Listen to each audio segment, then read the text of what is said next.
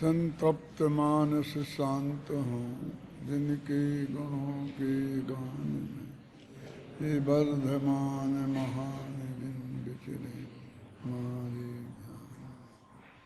समय सार परमागम की 319वीं और 320वीं गाथा के बाद जो आचार्य जयसेन की टीका में किंच विशेषा लिखकर जो महत्वपूर्ण विषय वस्तु दी है उसकी चर्चा चल रही है। समय सार का पेज नंबर है 455।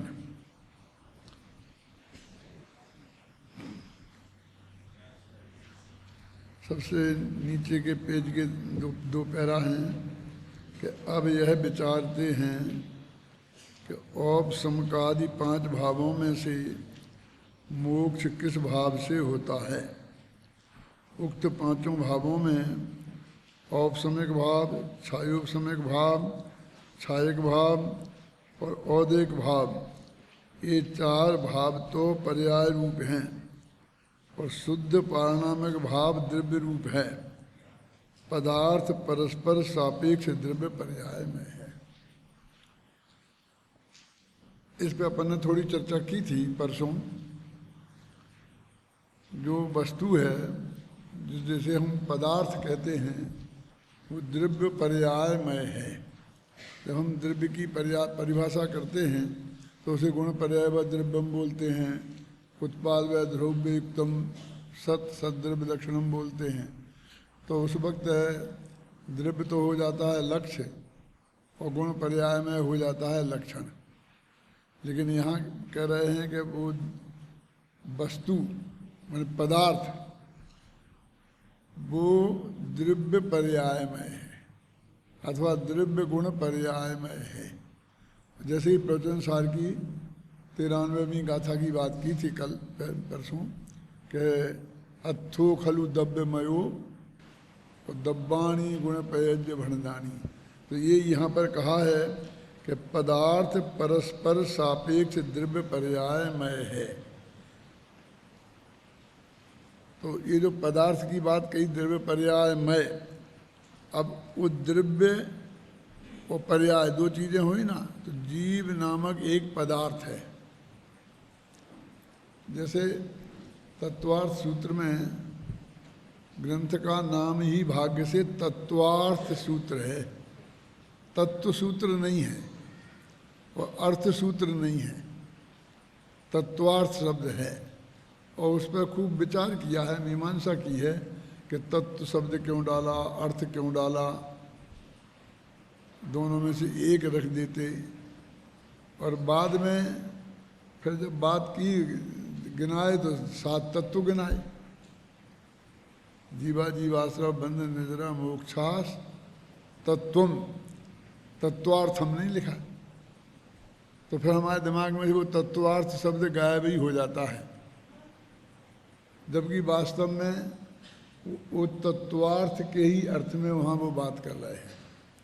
भले ही वो तत्व कहें अकेला, जैसे हमको भी आधा नाम लेने की आदत होती है, सुरेश कुमार को सुरेश, रमेश कुमार को रमेश, ऐसा बोलने की आदत होती है ना। ऐसा समझ लो आप, तत्वार्थ के लिए वो अकेला तत्व कह रहे हैं, लेकिन वहाँ जो भी वर्णन चल रहा है वो सब तत्वार्थ की दृष्टि से ही चल रहा है। अब वो कहते हैं कि पहले हमने जीव तत्वार्थ पकड़ा, तो जीव तत्वार्थ के दूसरे अध्याय के पहले सूत्र में जो 53 भाव बताए हैं, और इन 53 में मुख्य रूप से 5 और 5 के फिर भेद हैं।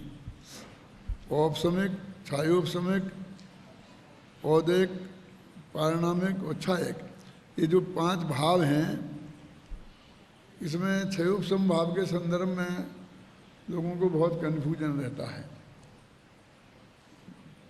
वस्तुतः बात उसमें ऐसी है कि 3 चीज़ें हैं, एक क्षय, एक उपसम और एक उदय।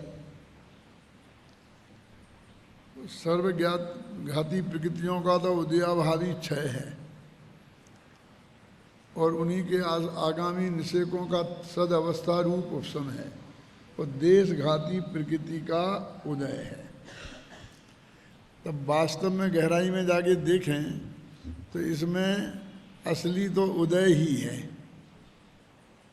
क्योंकि क्षय के साथ में ये लगा है सर्वघातियों का उदयाभावी क्षय। अब ये इसका मतलब उदयाभावी माने क्या कि उदय के अभाव रूप क्षय। क्षय तो उसका नाम है जो सत्ता से नाश हो,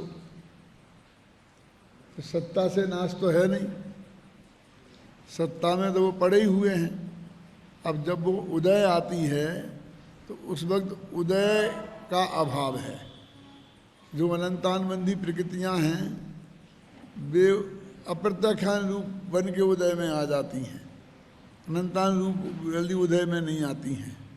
तो मेरे कहने का अर्थ है कि वो उदय का अभाव रूप क्षय, असली क्षय नहीं है, क्योंकि सत्ता में अभी मौजूद है।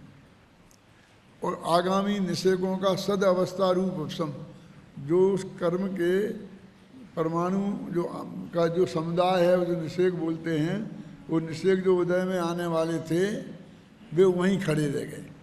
कैसे खड़े रह गए कि जैसे अभी अपने युद्धों में वो कर देते हैं युद्ध विराम। युद्ध विराम का मतलब क्या होता है कि जहाँ जो सेना आ गई वहीं रुक जाए वो। अभी ये झगड़ा नहीं निपटता है कि ये हिंदुस्तान की सीमा है कि पाकिस्तान की है। यदि हम 50 मीटर अंदर घुस गए तो फिर हम वहीं रुक जाएं और वे घुस आए तो वहीं। अब ये फैसला तो बाद में होगा, लेकिन कम से कम आगे नहीं बढ़ो सद अवस्था में, उसी रूप में। जैसे दो बच्चे लड़ते हों और वो जो भी कर रहे हों, लेकिन एकदम कोई बुजुर्ग आ जाए, माँ बाप आ जाएँ, गुरु आ जाएँ और वो एकदम आवाज़ लगाएं तो दो एकदम ऐसे ही खड़े हो जाते हैं, माने आगे आक्रमण नहीं करते हैं। लेकिन वो जो स्थिति होती है ये कश्मीर जैसी 50-50 साल तक नहीं चलती, नहीं चलनी चाहिए। अपने धर्म के हिसाब से तो सिर्फ अंतर्मुहूर्त चलती है। अंतर्मुहूर्त के बाद में तो कुछ ना कुछ उदय आ जाएगा, क्षय हो जाएगा, जो भी होगा, क्षय उपशम हो जाएगा, जो भी होगा। लेकिन वो उपशम भाव की बात कर रहा हूँ। तो वो ऐसी परिस्थिति है, तो असली क्षय भी नहीं है और असली उपशम भी नहीं है, लेकिन उसका नाम भाग्य से क्षयोपशम है। इसमें क्षय शब्द और उपशम शब्द दो शब्द मिले हुए हैं, और उसका दूसरा नाम मिश्र भी रख दिया। मैंने दो चीज़ों की मिली हुई चीज़ है, ऐसा अर्थ हुआ ना। तो अब क्षय और उपशम अब दो ही नहीं है, और वो नाम है, और उदय है उसका वहाँ पर उड़ाई दिया है। लेकिन वही जो वेदक सम्यक्त होता है ना, क्षय उपशम सम्यक्त में एक चीज़ वेदक सम्यक्ति भी होती है ना, तो उस वक्त वो उदय को मुख्य बनाया कि उदय का वो वेदन कर रहा है। ऐसा वेदक, वो वेद आत्मा का वेदन नहीं कर रहा है। जो वेदक बोलते हैं ना, माने वो जो देशघाती प्रकृति का उदय है उसका वेदन कर रहा है, इसलिए वेदक बोलते हैं। तो वास्तव में तो तीन चीज़ों का मिक्सचर है। तो जो अपने अमृतचंद्राचार्य ने क्षय उपशम की व्याख्या दी, उपशम की व्याख्या दी, तो वो उन्होंने वैसे ऐसे ही कह दिया कि वो वहीं दबा, उन्होंने ऐसा भेद ज़्यादा नहीं डाला है कि उनका उदय विद्यमान तीन चीज़ों के मिक्सचर का नाम है। ये तो कर्म की तरफ से बात है। तो आत्मा में एक जो भाव है ना, अब वो क्या है कि उपशम भाव तो धर्म रूप ही होता है, सम्यदृष्टि को ही होता है, समर्थन होगा पहले तब। और छायक भाव भी धर्म रूप होता है, और एक भाव का तो कोई सवाल ही नहीं धर्म अधर्म होने का, धर्म तो हो ही नहीं सकता वो। अब रहा क्षयोपशम, तो ये ज्ञानी को भी होता और अज्ञानी को भी होता, तो धर्म भी होता और अधर्म भी होता। ज्ञान भी तीन प्रकार का, ज्ञान भी चार प्रकार का ज्ञान भी क्षयोपशम है, और तीन प्रकार का अज्ञान भी क्षयोपशम है। क्षयोपशम भाव में सम्यक मिथ्या का भेद नहीं करके दोनों ही होते हैं। तो वास्तव में तो दोनों एक तरह से ज्ञान और अज्ञान का मिक्सचर जैसा हो गया। तो मतलब मिथ्या दृष्टि को भी क्षयोपशम भाव होता है, एक इंद्री वाले को भी होता है क्षयोपशम, समझे ना। उपशम तो सैनी पंचेंद्री धर्म वाला होगा, सम्य दृष्टि होगा, उसको ही होगा। सहायक भी उसके बाद ही होगा। लेकिन क्षय उपशम भाव तो अनादि से है, और जब तक केवल ज्ञान नहीं हो जाए तब तक रहने वाला है। पहले गुणस्थान से 12वें गुणस्थान तक रहता है। खैर अब इनके डिटेल में अभी नहीं जाना है। अभी तो ये कह रहे 4 प्रकार के जो भाव हैं ये तो पर्याय रूप हैं, प्रगट रूप हैं। कोई भले ही अनादि के हों और भले ही अभव्य के लिए वैदिक भाव अनंत काल तक रहेगा, लेकिन वो नए नए पैदा होते हैं और पुराने नष्ट होते हैं। लेकिन एक जो पारिणामिक भाव है वो द्रव्य रूप भाव है। और वस्तु कैसी है? द्रव्य पर्याय रूप है। वहाँ से व्याख्या मैं कर रहा हूँ, द्रव्य वस्तु है द्रव्य पर्याय रूप। अब उसमें ये 4 भाव तो हो गए पर्याय रूप, और एक भाव है वो द्रव्य रूप, है ना। अभी उस सारा जगत तो उस द्रव्य रूप भाव को जानता ही नहीं है। सब शास्त्रों में वर्णन है, लिखा है, सब बात है, उसका कोई इनको महत्व ही नहीं है। जैसे सब बात करेंगे तो क्षय उपशम की उपशम की ही करेंगे। गुरुदेव के प्रताप से वो पारिणामिक भाव अपन लोगों के ख्याल में ज़्यादा आया, समझे ना। अब वो क्या है, वो कारण है। अपन ऐसे कहते हैं ना कि हमारे मुक्ति का कारण है।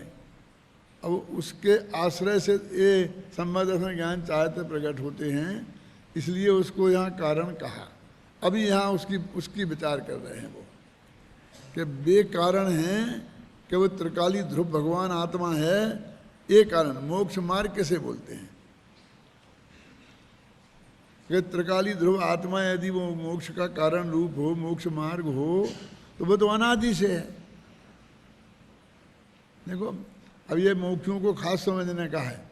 अपन बहुत जोर दे दे के ये बात कहते हैं बार बार कि वो त्रिकाली ध्रुव भगवान आत्मा ही कारण है। वो कारण तो ऐसा है कि उससे में हम अपनापन करें, असली कारण तो वो उसमें अपनापन जो किया वो है, उसे जो निज रूप जाना वो है, उसका जो हमने ध्यान किया वो है। क्योंकि अभी तक नहीं था और अब है। मोक्ष मार्ग तो नया प्रकट होता है ना, उपाय तो वो है। यदि ये उपाय था, ये मोक्ष मार्ग, उपाय माने मोक्ष मार्ग, तो ये तो अनादि का निगोदिया के भी है, तो मोक्ष हो जाना चाहिए था। यहाँ इस तरह की बात की है। अभी अभी आएंगे। लेकिन फिर वो महत्वपूर्ण क्यों हो गया? क्योंकि ये जो मोक्ष मार्ग प्रकट होता है वो उसके आश्रय से, उसके आश्रय माने क्या कि उसमें अपनापन, अपना जानना और उसका ध्यान करना, इसके दृष्टि से वो महत्वपूर्ण हो गया। क्योंकि जब उसका उसमें ही अपनापन करना है, उसे ही जानना है और उसको ही ध्यान करना है, तो अब उसको जानना सबसे ज़्यादा महत्वपूर्ण उसका ही हो गया ना। तो वो एक आश्रयभूत कारण है। उसे नहीं जाना आज तक है अनादि से। बस इतनी सी भूल है कि उसे नहीं जाना और उसमें हमने अपनापन नहीं किया। अब मैं तो वो था, वो मैं था, अब मैंने उसे मैं नहीं जाना, तो और जो कुछ में भी हमने मैं किया। क्योंकि मैं तो श्रद्धा गुण किसी ना किसी में अपनापन धारण करे ही करे, ज्ञान गुण भी किसी को अपना स्वपर भेद विज्ञान करे ही करे कि ये मैं हूँ। मिथ्या दृष्टि नहीं करते हैं, ये मैं हूँ, ये मेरे नहीं है, ये स्त्री पुत्र मेरे हैं और शरीर मैं हूँ, ऐसा वो भी तो करता है ना किसी में मैं, और फिर बाकी के लिए मैं नहीं हूँ। ये मकान मेरा है, बगल वाला मेरा नहीं है। तो स्वपर भेद विज्ञान तो मिथ्या दृष्टि भी करता है ना, लेकिन वो सही नहीं हुआ ना। जो स्वा था उसने जाना नहीं, और पर में से ही किसी को स्वा और किसी को पर मान लिया। अपन देखते हैं ना कि बच्चों के साथ खेलते हैं तो ऐसी उंगलियां ऐसी पकड़ लेते हैं और फिर कहते हैं बीच की सबसे बड़ी उंगली कौन सी है, तुम पकड़ के बताओ। उन बच्चों को बोलते हैं। अब फिर अपन बहुत होशियारी करते हैं, जो बड़ी वाली को छोटी दिखाने की कोशिश करते हैं, छोटी को बड़ी दिखाने की कोशिश करते हैं। तो भी यदि 5 में वो हो गए तो कोई ना कोई तो बच्चा कभी ना कभी तो पहचान ही लेता है ना। तो हम तो बहुत ही ज़्यादा होशियार हो गए ना, तो इनमें से बीच की तो गायब कर देते हैं, इनमें से कोई एक आध मिला देते हैं और फिर ऐसा करके ऐसे 5 दिखाते हैं। और उससे कहते हैं तुम बीच की उंगली पकड़। क्या ख्याल है ना? अब तो किसी को भी पकड़ेगा वो तो गलत निकलने ही वाली है ना। ख्याल है ना? वो बहुत कोशिश करते हैं, द्वारा करो द्वारा करो, द्वारा करके बताते हैं, वहाँ है ही नहीं तो पकड़ेगा कैसे? तो ऐसे ही जब वो नहीं है वो 5 गिन लेता है, 5 हैं तो सभी पर हैं और उसी में से वो एक को पकड़ के बताता है। तो हमने अपना आत्मा को तो जाना नहीं, और फिर जो भी पदार्थ जगत में हैं उन्हीं में से हमने 2 विभाग कर दिए, स्व और पर कर दिए ना।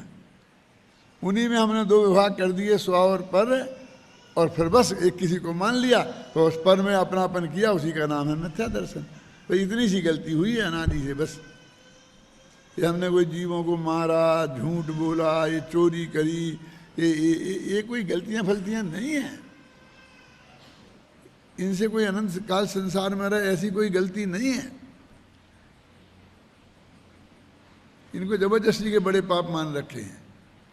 अब आपको बहुत अटपटा लग रहा हो क्या कह रहे हैं, लेकिन मैं पूछता हूं कि जिन निगोद में है, एक भी जीव को मार नहीं सकता निगोदिया, ना एक इंद्री 2 इंद्री वाले हैं, एक भी शब्द झूठ नहीं बोलते हैं, एक भी नए पैसे की चोरी नहीं करते हैं, कुछ भी असंयम नहीं है, परिग्रह भी कुछ भी नहीं है।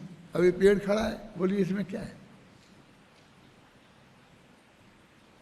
अब फिर वो क्यों इतने दुखी है? यदि इसकी वजह से हम दुखी होते हो, वे निगोद में क्यों है? निगोद में के अनादि से निगोद में है, तो ये 5 पाप तो निगोद में किया ही नहीं उसने। इन 5 पापों का फल निगोद में होता तो निगोद में रहता ही क्यों वो? इन 5 पापों का फल नरक तो हो सकता है, निगोद नहीं। असैनी पंचेंद्रिय तक की जो पर्याय हैं वो इन 5 पापों का फल नहीं है, क्योंकि ये 5 पाप वहां तक देखे ही नहीं जाते हैं। जिसे तुम गुस्सा करना कहते हो, जो कसाएं बोलते हो बाहर से प्रकट होती ना, वैसी कसाएं भी उनको देखने में नहीं आती। वैसे तो निगोद में भी 23 कसाएं होती हैं शास्त्र के हिसाब से, लेकिन वो जिन्हें को हम पाप समझ रहे और जिन पापों से हम बचने की कोशिश करते हैं और जिन पापों से बचने का उपदेश हमें दिया जाता है, और सारे मुनि महाराज और सारे पंडित बस इसी में लग रहे हैं, बस खत्म। माने जो बिल्कुल कुछ चीज नहीं है वो हम सब उसमें ही मर रहे हैं।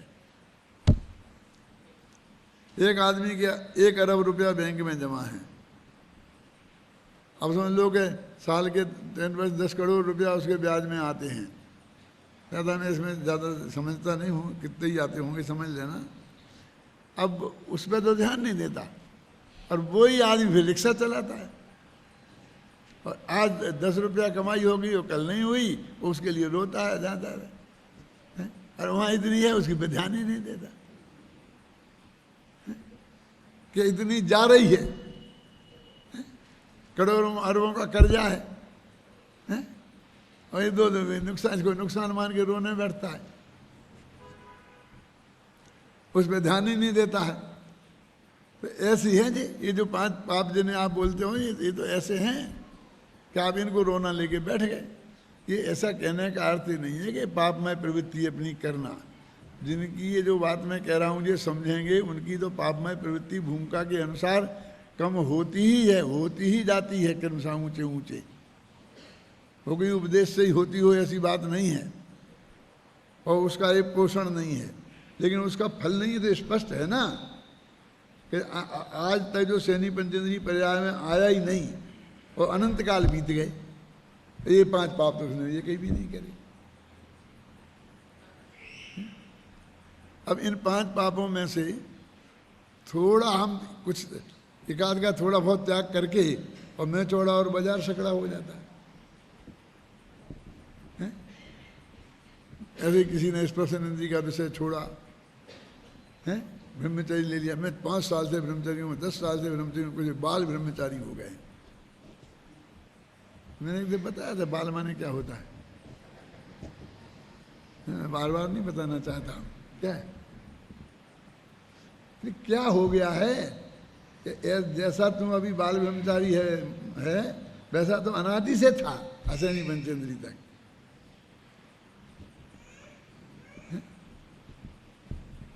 ये थोड़ी हिंसा नहीं हुई, एक दो दिन रोटी नहीं खाई, निगोद में बरसागरों तक नहीं खाई, क्या हो गया उसे?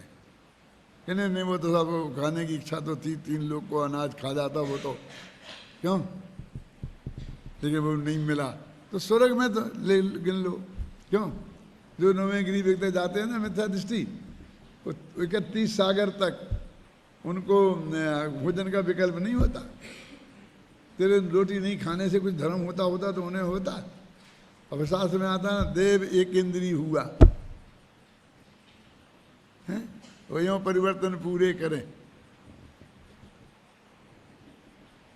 लगा लो 5 पापों का, यदि प्रवृत्तियां नहीं है तो वो हम उसी पे बस खत्म। मतलब सवाल अकेला यही नहीं कि हम उपदेश ही दे रहे हैं, हमें उसको थोड़ा सा हो करके 1 मिनट में अपने को धर्मात्मा मान लेते हैं और 1 मिनट में पापी मान लेते हैं। थोड़े 2 शब्दों से झूठ निकल गए तो पापी मान लेते हैं, और सत्य निकल गए तो मैं सत्य हरिश्चंद्र बन गए, और बस वो जा करके वैसे मान लेते हैं।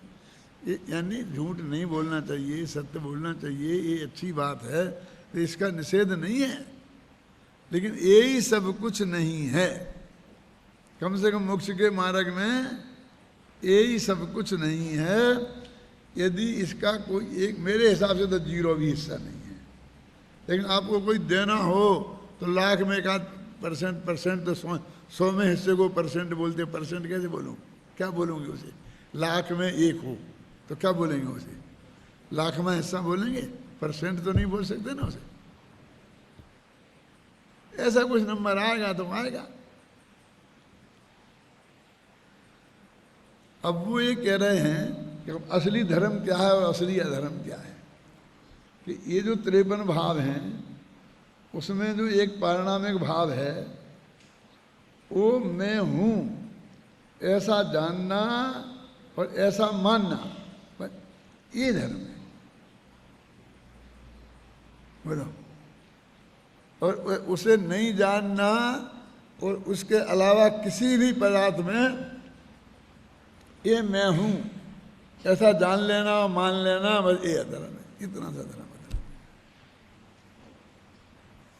किसी की समझ में आता है? अरे उनकी नहीं है, जिन्हें जो समझने नहीं बैठे हैं सामने। ये अपनी बात है, अपन जो जितना राजे पढ़ रहे हैं, मैं उनकी बात कह रहा हूँ। अपने अपने मन के अंदर टटोल के देखो ना कि इस दिशा में हमने क्या प्रयत्न किया और इसके बिना हम सचमुच अनाथ हैं और इससे हो जाने से सनाथ हो जाएंगे, ऐसी हमारे मन में कल्पना आई है। जब भी हमें थोड़ा भय लगता है संसार से, जब भी हमको यदि ऐसा थोड़ा सा ये लगता है कि हमको अपना हित करने के लिए कुछ करना चाहिए, तो बस यही जो जिसे हम व्यवहाराभासी कहते हैं, वही यही थोड़ी क्रियाओं में ठीक सुधार कर लेते हैं। कर तो क्या लेते हैं, हो जाता है, तुम्हारे हाथ में तो कुछ है नहीं किसी के, तो बस उसमें मैं थोड़ा और बाजार सगड़ा हो जाता है। पर जितना अपने को धर्मात्मा मानते हैं उसे 100 गुना अड़ोसी पड़ोसियों को अधर्मात्मा पापी सीधा नरक में वो जाएगा ऐसा मानने लगते हैं।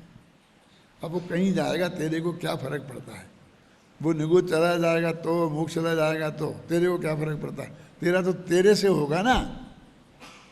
लेकिन भाई 1 सेकंड में बस उसको पड़ोसी का क्या हुआ वो ज़्यादा देखता है, मेरा क्या हुआ वो तो उसकी तरफ देखता ही नहीं है। देखो अपन इन 5 भावों में से यहाँ जीवत्व, भव्यत्व, अभव्यत्व, ये 3 पारिणामिक भावों में जो शुद्ध जीवत्व शक्ति लक्षण वाला शुद्ध पारिणामिक भाव है, वही परम पारिणामिक भाव, जिसके आधार पर अपन ने नए चक्र का नाम रखा ना, परम भाव प्रकाशक नए चक्र।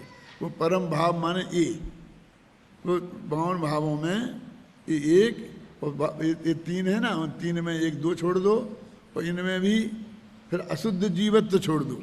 कल कहा था ना, अब इसमें आएगा, अभी पढ़ते हैं अपन। वो जो समझ लो आधा 1 जो भी जिसे आप कहना हो, वो मैं हूँ, इसकी बात है। आप लोगों को लगता है कि इसमें धर्म होगा?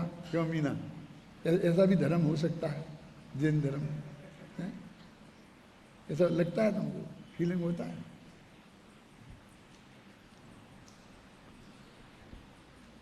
वह शुद्ध द्रव्यार्थिक नय के आश्रय होने से निरावरण है, माने उस पर तो कोई आवरण पड़ता ही नहीं। आवरण पड़ता नहीं मतलब क्या? आत्मा में आवरण नहीं है। माने आवरण का मतलब क्या कि ज्ञान का पर्याय में प्रकट नहीं होना। स्वभाव में क्या होगा आप समझे ना? और क्षयोपम है तो ज्ञान का थोड़ा प्रकट होना, ज़्यादा प्रकट होना, झूठा प्रकट होना, सही प्रकट होना।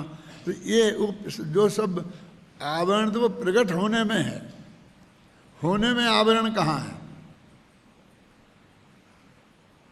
आपके पास 1 करोड़ रुपया थे और आपने कहीं छिपा के रख दिए थे, और जहाँ छिपा के रखे थे वे वहीं हैं, अब आप भूल गए तो वे खोए थोड़ी हैं। इधर से जो कुछ भी हुआ है वो तो तेरे ज्ञान में हुआ है इधर।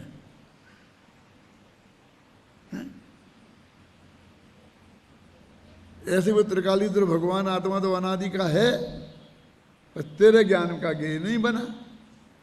अभी तो यहाँ ये भी कहने वाले हैं कि प्रति समय तेरे ज्ञान का ज्ञेय वो बन रहा है, ये कहने वाले हैं कि अनादि से नहीं बना माने नहीं, बस तेरे को चित्त में उसकी स्वीकृति नहीं हुई। समझे ना? तेरे को चित्त में उसके अपनेपन की स्वीकृति नहीं हुई, भाई इसका नाम नहीं बनना है, बस इसका नाम अधर्म है। अभी हमें धर्मात्मा बनना है तो कितने लगेंगे साल? 5 साल। शास्त्री बनने के लिए तो 5 साल लगेंगे। धर्मात्मा बनना है तो कितने साल लगेंगे? एक समय में बस। अब वो केवली के पाद मूल में और फलाना में और फलाना में क्या लेना देना है? तू है, बस तू है, 24 घंटा है, और तेरे को इस बात स्वीकार होनी है। झगड़ा ही कहाँ है इसमें? देखो परिणाम शुद्धि निरावरण है और बंध और मोक्ष की पर्याय रूप परिणति से रहित है। अब अपन क्या कह रहे कि बंध और मोक्ष दो ही कह दिया, तो इसका मतलब है पर्याय से रहित हो गया। कौन बची फिर? अनादिकाल से आज तक रही बंध पर्याय, और जब मोक्ष हो जाएगा जितना जितना होगा उतनी मोक्ष पर्याय हो गई। अब दोनों पर्यायों से रहित हो गया तो बचा क्या? वस्तु तो द्रव्य पर्यायमय है, अब इन्हें पर्याय को अलग कर दिया। बंध और मोक्ष दोनों से अलग किया माने कैसा? मोक्ष तो अलग नहीं करना था ना। अरे भाई मोक्ष तो बंध पूर्वक होता है। जब पहले बंध की स्वीकृति नहीं हुई तो मोक्ष काहे का? हम बंधे ही नहीं तो छूटे कहाँ से? ख्याल में है ना? मैं उदाहरण देता हूँ मैं। देखो हम किसी से पूछें भैया कब आ गए तुम? कि कहाँ से? कि जेल से। अच्छा हम जेल गए ही कब थे? मैंने कब कहा कि तुम जेल गए थे? मैं तो आने की पूछ रहा। तो कहता ज़्यादा होशियार मत बनो, जाना आना जाने पूर्वक ही होता है ना? उसमें आ गया इंक्लूडिंग में। तो जब कहते हैं कि मोक्ष, तो मोक्ष बंध पूर्वक ही होता है। पहले बंधा सिद्ध हो तो मोक्ष हो। तो हमने बंध की स्वीकृति कर दी कि मैं बंधा ही नहीं हूं, आता ना, तो फिर मोक्ष कहाँ रहा? और ये तो समय साल में तीसरी गाथा में शुरू कर दिया। बंध कहा ये यत्वे तेन विसंवादनी होई। एकत्व में बंध की चर्चा ही झगड़ा पैदा करती है। बंध कहा लिखा ना, बंध की कथा।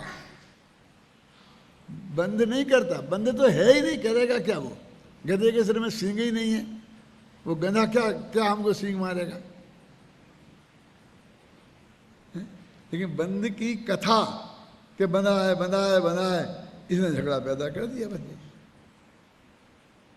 बंध कहा ये यत्वे, आत्मा के एकत्व में बंध की कहानी विसंवादनी हुई, विसंवाद पैदा करती है। तो यहाँ कहते हैं बंध और मोक्ष पर्याय की परिणति से रहित है, तो उसका नाम शुद्ध पारणामिक भाव है। ये जो शुद्ध पारिणामिक भाव जो शब्द लिखा है वो परम भाव ग्राही शुद्ध द्रव्यार्थिक नय का विषय है।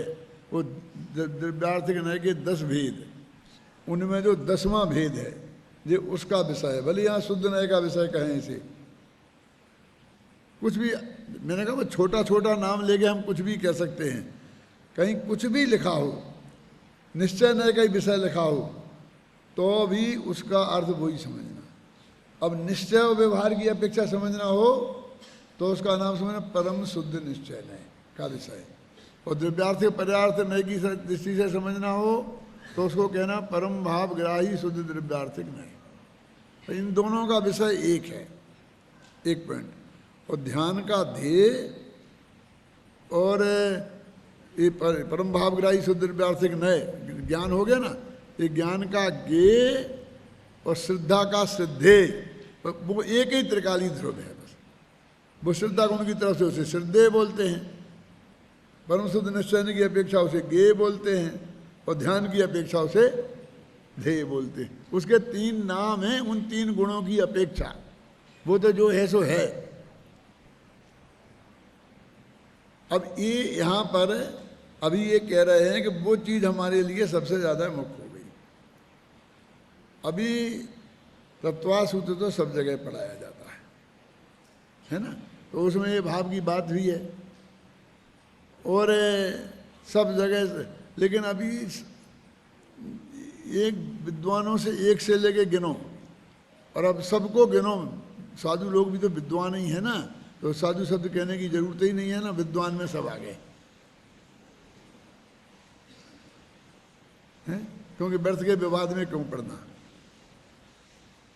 तो वो सब उसकी कोई बात ही नहीं करता है। जो असली चीज है, जिसको जाने बिना और जिसमें अपनापन आए बिना हमारा सारा अनंत संसार खड़ा है, और जिसके जानने और अपना मानने से वो अनंत संसार खत्म होता है, वो उसकी कोई बात ही नहीं करता। एक बात। दूसरी बात, अभी अपने कहते नहीं वो बात तो ठीक है, आपने कही, हमने तो मान लिया, हम तो आपके पक्के विद्यार्थी हैं ना। वो लड़का कह रहा था ना कि हम तो धरसेन के शिष्य हैं, तो धरसेन जैसे तो बनेंगे ना, कम से कम भूतबली पुष्पदंत जैसे तो बनेंगे ना, कह रहा था ना। वो गोष्ठी में कह रहा था, कहाँ कह रहा था, हैं? तो तुम तो मान ही लिया ना, तो हो जाना चाहिए ना काम। तो उन्होंने होती कहती वो अनुभूति पूर्वक मानना चाहिए। मैंने तुमने अकेला सुन के माना है, समझिए ना, पढ़ के माना है कि वास्तव में तुमने उसे देख लिया है ना। इसका मतलब ये है कि अनादिकाल से तो सम्य दर्शन है नहीं, सम्य ज्ञान है नहीं, लेकिन जो भी ज्ञान तुम्हारे पास है, उपसम नाम दो, जो भी दो, उससे वो जाना जा सकता है। पहले तुम यही नहीं मानोगे तो फिर जानने का सवाल कहाँ है। जब जानोगे अनुभूति तो तब प्रकट होगी। क्यों? अभी हम आगे हमारे वैज्ञानिक शक्ति नहीं, हमारे वैज्ञानिक नहीं, हम क्या करें, हम तो मिथ्या ज्ञानी, हम तो मिथ्या दृष्टि, हम तो अज्ञानी हैं। अरे अज्ञानी ही जानते हैं, क्योंकि जानने के बाद तो वे ज्ञानी बन जाते हैं। ज्ञानियों को क्या जानना, वे तो जानते ही है। तो जो अनुभूति पूर्वक शर्त रखी है वो कोई तुमको ऐसा नहीं कि सबको मिथ्या दृष्टि घोषित करने के लिए रखी है, क्योंकि ऐसे पढ़ के और सुनकर जानने से देशना लब्धि होती है, और देशना लब्धि से वो सम्य दर्शन नहीं होता है। उसके बाद में फिर और 2 लब्धियाँ होती हैं, प्रायोगिक लब्धि, करण लब्धि, उसके के बाद में अंत में वहाँ होता है ना, वो सब जानने की तो प्रक्रिया है ना, वो सारी जानने की प्रक्रिया हैं। तो वहाँ पहुँचना, तो वहाँ वो कौन सी बड़ी बात है कि नहीं साहब वो तो हमने बहुत कोशिश करी लेकिन वो हुआ नहीं है। क्योंकि तुमने कोशिश करी ना, इसलिए नहीं हुआ। ये कोशिश तो टेंशन का नाम है। पर्यूषण में एक दिन व्याख्यान किया था ना किसने, वो अपना परहेज कर रहा था, कौन, इधर टेंशन पे ही पूरा व्याख्यान हुआ था उसका, दादा सुना था, आदि से अंत तक टेंशन पे किया था।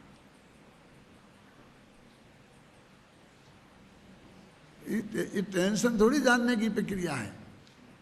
वो तुम एक दफे इस सयुपसम ज्ञान में जो मिथ्या ज्ञान जिसे तुम कह रहे, देशनालब्धि पूर्वक शास्त्र गुरु के माध्यम से तुम उसका विकल्पात्मक ज्ञान में निर्णय करो। अब जिससे काम करना है उसको तो 100 गालियां दो पहले, ये तो अज्ञान है, ये तो मिथ्या ज्ञान है, इसे हो नहीं, वो देश नहीं, वो जैसा वैसा ऐसा। अब काम कैसे होगा? वो उसी ज्ञान, ये सारी जो देशनालब्धि तो उसी ज्ञान से होगी ना, 600 लब्धि मानी ना, वो उसी से, उसी में होना है ना सब काम। और होते होते वहाँ तक जाना है। वो तुम्हें बता कि जब तक अंत समय में नहीं हो जाए तब तक इसको मिथ्या ज्ञान कहते हैं। ये तुम्हें एक सैद्धांतिक ज्ञान कराया है। वो प्रज्ञा छेनी वाले मेरे व्याख्यानों में मैंने ये बात बहुत कही कि प्रज्ञा छेनी हमारे पास है ही कहाँ, तो बताया कि भाई यही प्रज्ञा छेनी है, घबराओ मत। अब तुमने वो जाना है ना, अब जानकर उसमें बाहर से एकाग्र तो हो, 24 घंटा तुम्हारी धुन तो बने उस पर कि ये मैं हूं। जैसे कहते हैं तो 1000 पर रटा, 1000 दफे रट लिया, 2 2 5 2 2 5 2 2 5 2 2 5 2 2 5। अब सुधार 2 2 4 करना है तो 2 2 4 10 20 दफे तो रटना पड़ेगा ना, क्योंकि वो लाखों दफे रटा हुआ है 205। वो भूले वो जे होवे तो करना पड़ेगा कि नहीं? तो जो अनंत काल से किसी पर में अपनत्व तो हुआ है। अब विकल्पात्मक ज्ञान में ये आया है कोई ये भाव, तो तुम इसमें अपने विकल्पात्मक ज्ञान को सातत्य तो लाओ। इसे क्या बोलते अपने एक शब्द, अविरल धारावाही बोधने ने, है ना, निरंतरता तो लाओ, यही तुम्हें सब कुछ दिखे। अब वो विकल्पात्मक ज्ञान में भी इस की इतनी महिमा आ जाती है कि इसमें से वो चक्रवर्तित्व तो छोड़ देता है। सब में चक्रवर्ती सब में तो ठीक होता है, मिथ्या ठीक होता ही नहीं, वो छोड़ेगा क्या? अरे भाई साहब, तुमने चक्रवर्तित्व होने का जो पुण्य बांधा तो ये परिग्रह के लोभ में थोड़ी बंधा था। उसमें सातत्य लाओ तो उसमें से ही वो कारण लब्धि आएगी, उसमें ही प्रायोग लब्धि होगी और उसके अंत समय में वो होगा। देखो जीव कहाँ कहते हैं, शुद्ध पारणा में ऐसा जानना चाहिए 10 प्राण रूप जीवत्व भव्यत्व और अभव्यत्व, इन्हें अशुद्ध पारणामिक भाव कहते हैं क्योंकि ये पर्यार्थिक नय के आश्रय हैं। इनमें कोई और अशुद्धि नहीं है, ये पर्यार्थिक नय के विषय हैं, बस इसका नाम है अशुद्ध पारणामिक। ये नय के विषय हैं, पर्यार्थिक नय के विषय हैं। अब देखो ठीक है, ये तीनों भाव अशुद्ध क्यों हैं प्रश्न है।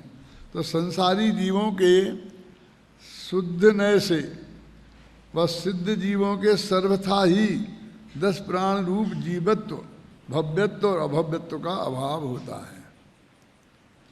संसारी जीवों को शुद्ध नय से, माने शुद्ध नय ने उसको पकड़ा और इनको नहीं पकड़ा, तो हम कह रहे शुद्ध नय से देखें तो वही दिखेगा, ये दिखेगा ही नहीं, बस खत्म।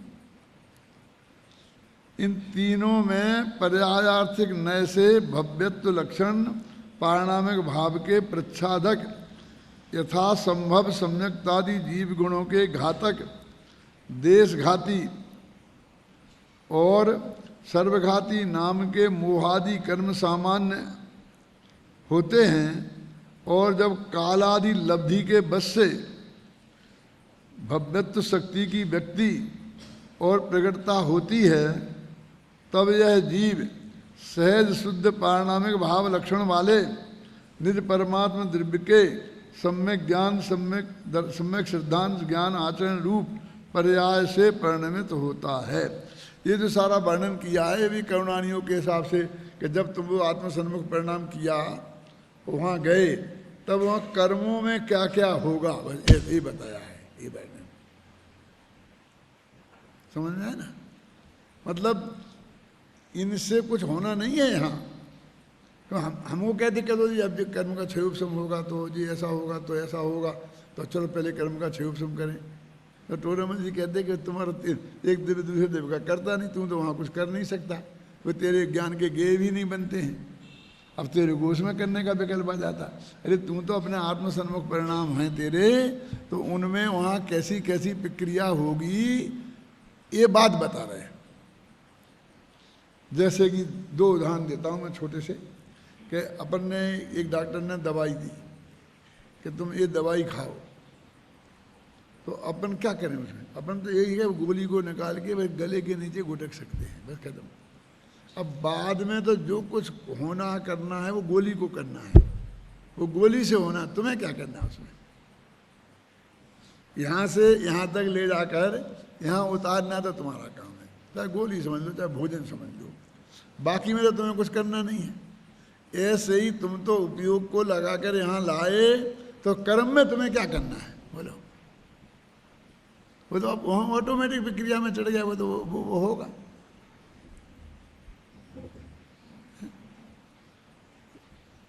अब एक उदाहरण तो दिया आपने रोटी खाने का, गोली खाने का दिया। अब एक समझ लो कि एक माँ बहन के गर्भ रह गया। अब गर्भ रह गया तो अब क्या करना है? क्या पिता को करना है, क्या माँ को करना है? भाई कि सावधानी बरतो, जोर से मत चलना, ऐसा मत करना, ये नहीं होना, वो नहीं होना, जुकाम नहीं होना चाहिए, सर्दी नहीं होना चाहिए। पर आप तो बचाओ, उसमें तो कुछ करना नहीं है। अब तो वो 9 महीने बाद बच्चा अपने आप बढ़ता जाएगा और वो 9 महीने बाद पैदा हो जाएगा, बाहर आ जाएगा। अब उन्हें क्या करना है? ऐसे तुमने तो वो देशना लब्धि के माध्यम से वो डाला और उसकी रुचि पैदा करी, और बाद में अब तुम्हें क्या करना है? वो तो ऑटोमेटिक प्रक्रिया में चढ़ करके वहाँ पहुँच के हो जाने वाला है।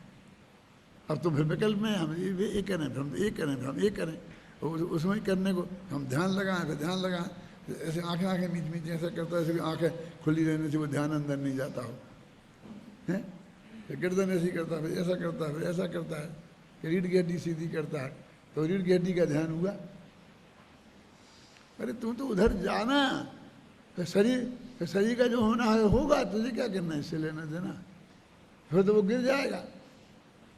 तो जब शरीर की चिंता रखनी है ना अंत में, तो आत्मा का ध्यान तो नहीं होगा। फिर शास्त्र में लिखा है नहीं ऐसे होना चाहिए, ऐसे होता है ध्यान। अब क्यों लिखा है, क्या लिखा है, अभी मैं उस डिटेल में नहीं जाना चाहता हूँ। उसका भी कारण है, वो शास्त्रों में बताया है, मैं बताऊँगा।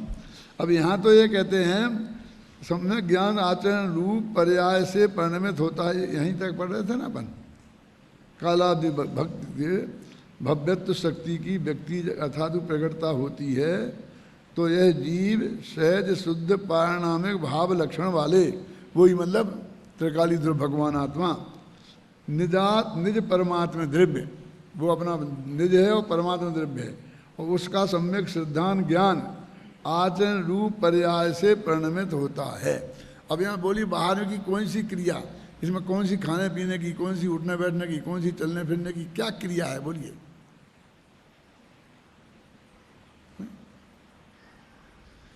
उसी परिणमन को आगम भाषा में औपसमिक, छायोपसमिक और छायक भाव कहते हैं। बोला अब वो जो प्रक्रिया जो कर्म की बताई है कि इसका उदय अभाव इच्छा निश्चय, ये तो कर्म की तरफ से बताई है भाई साहब। देखो आगम भाषा में औपसमिक, छायोपसमिक और छायक भाव, और अध्यात्म भाषा में शुद्धात्माभिमुख परिणाम, शुद्धोपयोग आदि नामांतरों से अवहित किया जाता है। अब इसमें एक बहुत बड़ी बात आ गई, जो सारे लोग कहते हैं ना लिखो कि चौथे गुणस्थान में शुद्धोपयोग होता है, ये कहाँ लिखा? अब इसमें से निकल रहा ना, तो औपसमिक भाव कहा तो सबसे पहले तो उपसम सम्य दर्शन होगा ना, है ना? अब उसे आगम भाषा में औपसमिक कहते हैं, और अध्यात्म भाषा में शुद्धात्माभिमुख परिणाम कहते हैं, और शुद्धोपयोग लिखा, शुद्धोपयोग कहते हैं। बोलो लिखा ना। अब शुद्धात्माभिमुख परिणाम कहो तो तुम्हें कोई ऐतराज नहीं, आत्मानुभूति कहो तो तुम्हें कोई ऐतराज नहीं, अनुभव कहो तो तुम्हें कोई ऐतराज नहीं, और शुद्धोपयोग कहो तो ऐतराज। अब ये तो जैसे नाचारी का कथन है, ये सब जयसेनाचार्य के भगत ये आरोप लगाते हैं कि श्रद्धा जो शुद्ध उपयोग यहाँ होता ही नहीं।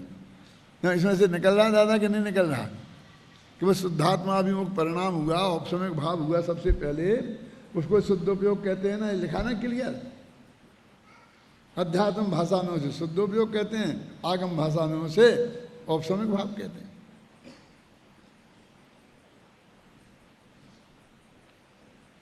अब मैं पूछता हूं करण लब्धि में धर्म है कि नहीं?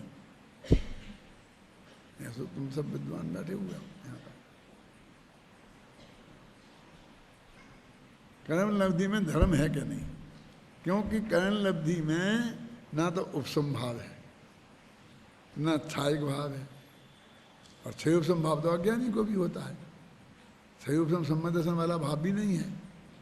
तो अभी तो वो तो है ही नहीं तीनों।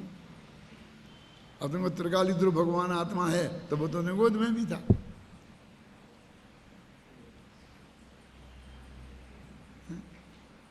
अब कैसा वो शुद्ध उपयोग तो फिर हमने चौथे गुण स्थान से ही मानेंगे ऊपर से। चौथे गुण स्थान तो करण लब्धि के बाद होगा।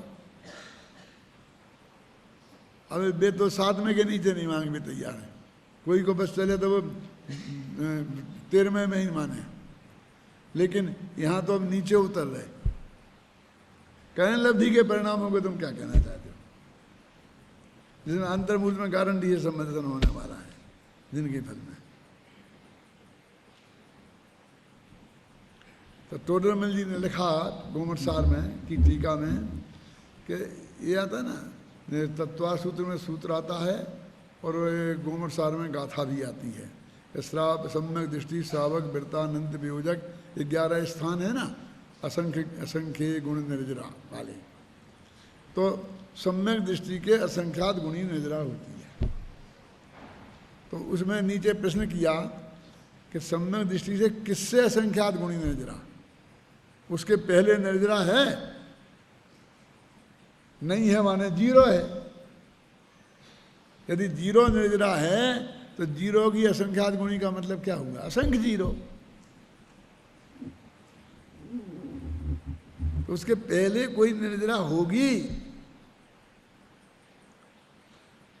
है? अब देखो अभी नहीं हुआ वो ना सम्मत ज्ञान चाहे तीनों में से कुछ भी। सम्मत दृष्टि के तो असंख्य गुण ही होनी है, तो गुणनफल किससे लगाएं? तो उन्होंने लिखा सम्मत के सन्मुख मिथ्या दृष्टि के, भद्र मिथ्या दृष्टि के हैं। बनारसी दास की है ना, क्या नाम है, परमार्थ वचन का है क्या? एक और एक वचन का दो है ना। उसमें ऐसा लिखा है कि उस विशुद्ध परिणाम में, उन विशुद्धता में भी शुद्धता का अंश विद्वान है। तो बहुत तरह की युक्तियों से सिद्ध किया और फिर अंत में प्रश्न करते हैं, रे अज्ञानी तूने विशुद्धता में शुद्धता मानी के नहीं मानी? और मानी तो शाबाश, और नहीं मानी तो तेरे भाग्य प्रमाण, तेरा भाग्य नहीं होगा, हम क्या करें। गुरुदेव के सामने प्रश्न आया कि भाई वो जो वहाँ निर्जरा हो रही है, जो कह रहे हैं ना जिससे असंग गुणी वहाँ है, तो वो निर्जरा कैसे हो रही? यानी मिथ्यात्व का वहाँ नष्ट हो जाएगा, जाके सम्मत दर्शन होगा तो एकदम एक क्षण पहले नहीं एकदम इकट्ठी हो जाएगी। वो भी धीरे धीरे हो रही ना, वो भी मंद पड़ रहा, कम पड़ रहा, कमजोर पड़ रहा ना मिथ्यात्व। तो उन्होंने कहा फिर शुभ भाव से हो गया निर्जरा, यही तो हम सिद्ध करना चाहते हैं। तो उन्होंने कहा कि नहीं नहीं, वो जो अंदर में त्रिकाली ध्रुव भगवान आत्मा तेरे को देशना लब्धि से पकड़ में आया, काय में गुरु के मुख से समझ आया और शास्त्र से, और उसका जोर तेरे के अंदर आया, उस जोर से ये होता है। क्या है जोर? माने एकदम तेरी धुन लग गई उसके प्रति, जो अंदर से एकदम रुचि की तीव्रता, शरबत समझ लेना, जैसा कि वो उसका पवनजय जैसा कि 7 मंजिल सांप को पकड़ के, गोहली को चकड़ के साला चढ़ गया उसके ऊपर, काहे पे? उससे मिलने के लिए, अंजना से मिलने के लिए।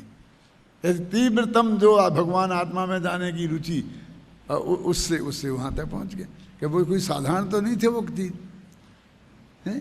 अब उससे तुम इनकार करेगा तो वो तो मोक्ष मार्ग शुरू होने वाला नहीं है। अभी मैं सबसे कहता हूँ कि अपनी छाती पर हाथ रख रख करके सोचो कि जिसने ज़िंदगी में जितना धर्म किया है, तो उसमें धर्म किया तो जो ठीक है, लेकिन इसको धर्म जाना और माना है कि नहीं, जो मैं अभी कह रहा हूँ। तो अभी तो कहते कि अभी गुरुदेव कहते पौनी नहीं कती, पौनी पौनी कितना तो इतनी पौनी कत जाए। यहाँ तो कहते हैं कि अभी तो तेरा वो डोरा इसमें लगा ही नहीं है, हैं? आदमी कितना कितना धर्म गिनाता है, इतनी प्रतिमा, इतना जी, इतना वो, इतना ये, इतना ये, इतना ये। ये बहुत महत्वपूर्ण पंक्ति है। उसी परिणमन को आगम भाषा में औपसमिक, छायोपसमिक और छायक भाव, और अध्यात्म भाषा में शुद्धात्माभिमुख परिणाम, आत्मानुभूति और शुद्धोपयोग आदि नामांतरों से अभेद किया जाता है। एक मैं बात कहता हूँ महत्वपूर्ण, समय तो हो गया है, लेकिन दो बातें, एक क्रमबद्ध पर्याय और एक ही शुद्धोपयोग। जब भी ये चर्चा चलती है कि चौथे गुणस्थान में है कि नहीं है, कि क्रमबद्ध पर्याय ये शब्द सही नहीं है, आगम में कहाँ है कि जी है कि नहीं है, तो दोनों में प्रकरण में मेरा ये कहना है कि इन शब्दों को छोड़ो ना। तुम तो ये बोलो कि आत्मा के सन्मुख परिणाम होता है कि नहीं, और आत्मा के सन्मुख होने के लिए वो सीधा रोटी खाते खाते, चलते फिरते, गेंद खेलते खेलते वो चला जाएगा, एक दफे एकदम अंदर में उपयोग जाएगा कि सब शांति से बैठ के होगा। बोलो कहते ना, ऐसा बैठना पड़ेगा शांति से। अरे शांति से बैठ के नहीं कह रहा हूँ मैं ये कह रहा हूँ जब उधर तेरा आत्मा के सन्मुख परिणाम होगा तो अपने आप तेरा बैठक शांति से हो जाएगी। क्या आंखें तो बंद करनी पड़ेगी ना, आंखें बंद करनी पड़ेंगी, लेकिन पैरे मूर्ख, पैर तो बंद कर। पैर चलाता रहेगा और आंखें बंद कर देगा तो क्या होगा? एक्सीडेंट होगा ना कहीं। यदि पैदल चल रहा हो तो छोटा मोटा होगा, वो साइकिल पे चल रहा होगा तो हाथ टूट जाएंगे, दांत पैर टूट जाएंगे, हैं? और स्कूटर पे जा रहा होगा 100 किलोमीटर की रफ्तार से तो क्या होगा? आंखें बंद कर देगा। कार चला रहा होगा तो, और प्लेन चला रहा होगा तो अखबार में पढ़ा था कि प्लेन चला दिया और दोनों पायलट सो गए। आजकल ऐसे प्लेन आ गए कि वे अपने आप भी चलते रहते हैं, उन्हें कुछ नहीं करना पड़ता है, वो सेट कर दो, दिशा सेट कर दो, आगे चले जाते हैं, समझे ना। लेकिन वो सो गए तो वो सैकड़ों मील निकल गए, यदि भाग्य से तो उस सामने कोई चीज़ आई नहीं। 350 लोग बैठे थे उसमें। तो उन्होंने कहा कि साहब 3 दिन में 3 घंटे भी नहीं सोए थे वे। तो अब जांच होने लग गई कि तुम कितने दिन से सोए हो कि नहीं हो, कितनी जांच है, कितनी सब बात है, ये सब मालूम। जो पायलट चलाने जाते हैं प्लेन को, उन सब की पहले रोजीना मेडिकल जांच होती है, रोजीना उनका ब्लड प्रेशर देखा जाता है, रोजीना उनकी पल्स देखी जाती है, रोजीना उसका सब देखा जाता है कि बिल्कुल स्वस्थ है कि नहीं है। तो ऐसा कहते हैं कि तेरे तो सब ऐसा बैठना नहीं पड़ेगा, वो तो बैठ जाएगा। जब तुम इधर को देखेगा तो आंखें बंद हो जाएंगी, नहीं होंगी तो भी कुछ नहीं दिखेगा उनसे, कान बंद नहीं होंगे तो भी कुछ सुनाई नहीं देगा, पैर अपने आप चलना बंद हो जाएंगे ना। तो अब जो है ऐसा कह दो कि हाँ कर लेंगे, हाँ कर लो, हमें कोई दिक्कत नहीं है, लेकिन वो तो ऑटोमेटिक प्रक्रिया की बात है, उसमें क्या दम है। ऐसे हाथ पैर बंद करके तो हम कई दफे आंख बंद करके बैठ गए, लेकिन उधर मुंह भी नहीं होता है, सारी दुनिया घूम के आ जाते हैं, बिना टिकट के अमेरिका घूम के आ जाते हैं। क्या होता है? ऐसे आंख बंद करने से क्या होता है? वो आंखें बंद हो जाएं अंदर जाने के लिए तो काम होता है। उसे तुम कुछ भी कहो ये होगा कि नहीं होगा। अब इसका नाम शुद्धोपयोग रखो, स्वानुभूति रखो, कुछ नहीं रखो, शुभ भाव रखो, तुम तो गधा रखो ना इसका नाम। लेकिन ये होगा कि नहीं ये बताओ तुम मुझे। ये नाम के चक्कर में क्यों फंसते हो? ऐसे ही क्रमबद्ध पर्याय है, अरे क्रमबद्ध पर्याय है कि क्रम नियमित पर्याय है, ये बताओ कि केवली के ज्ञान में भविष्य की एक एक चीज हर द्रव्य की देखने में आई है पर्याय कि किस समय क्या होगा, और उसका मतलब वो नक्की है। ये तुम्हें मान्य है कि नहीं? अब शब्द मान्य हो चाहे नहीं हो, हमसे क्या लेना देना है? चाहे क्रमबद्ध मानो, शब्द मानो, चाहे क्रम नियमित मानो, चाहे कुछ नहीं मानो, उसका तुम कुछ भी नाम रखो, लेकिन ये तुमको स्वीकृत है कि नहीं? केवली भगवान का ज्ञान स्वीकृत है कि नहीं?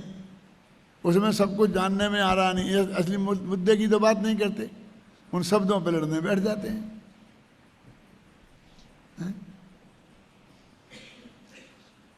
अभी हम सर्वासिद्धि राजभाग डोजिना पढ़ते हैं, देखते हैं, तो मुझे बड़ा अटपटा लगता है। वो सूत्र आता पहले शुरू से कि साहब इसमें ये शब्द नहीं हो सकता, ये प्रत्यय नहीं लग सकता, इसमें ये नहीं हो सकता, इसमें ये नहीं हो सकता, लेकिन फलां सूत्र से हो जाएगा।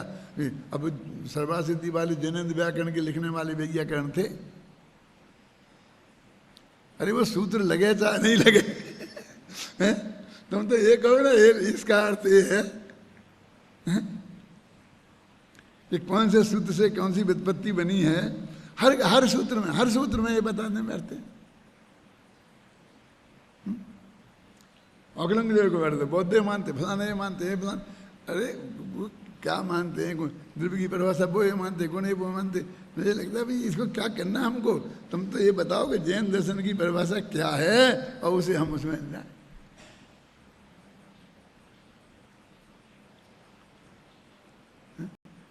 देखो